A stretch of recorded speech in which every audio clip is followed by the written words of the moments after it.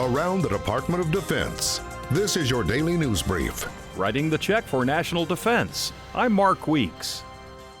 Acting Defense Secretary Patrick Shanahan spoke to members of the House Armed Services Committee and said the National Defense Strategy is the undisputed driver of the President's fiscal year 2020 budget request for the Defense Department. The strategy you supported last year is the same strategy we are asking you to fund this year. The $750 billion top line for national defense enables DoD to maintain irregular warfare as a core competency. The Secretary said the military budget is critical for continuing to execute the strategy and reflects difficult but necessary decisions that align resources with strategic priorities. The top line slates $718 billion for the Department of Defense.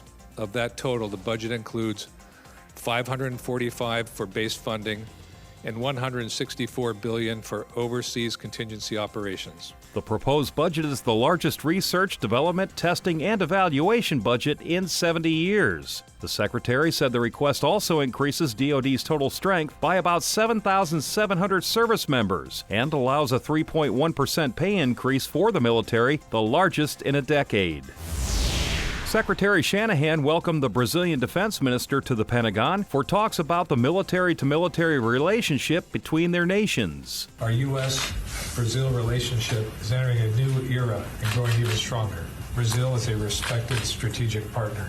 I'm excited to build on this moment with you and make concrete advances to keep both Brazil and the United States safe. The Secretary told his Brazilian counterpart that his country is a respected force for peace, and the U.S. military looks forward to working with Brazil. Brazil's leadership in our hemisphere and beyond is welcome and impressive, from military exercises to professional military education to space. This includes cooperation and interoperability, defense industrial collaboration, research and development, cyber and space.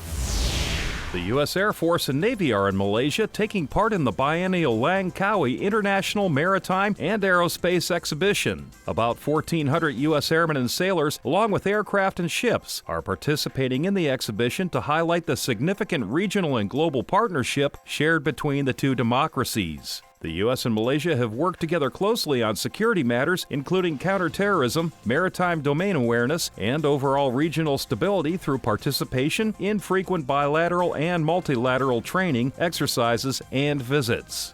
That's your DoD News Brief. I'm Mark Weeks. You can find more stories about your military on defense.gov and by using hashtag KnowYourMil.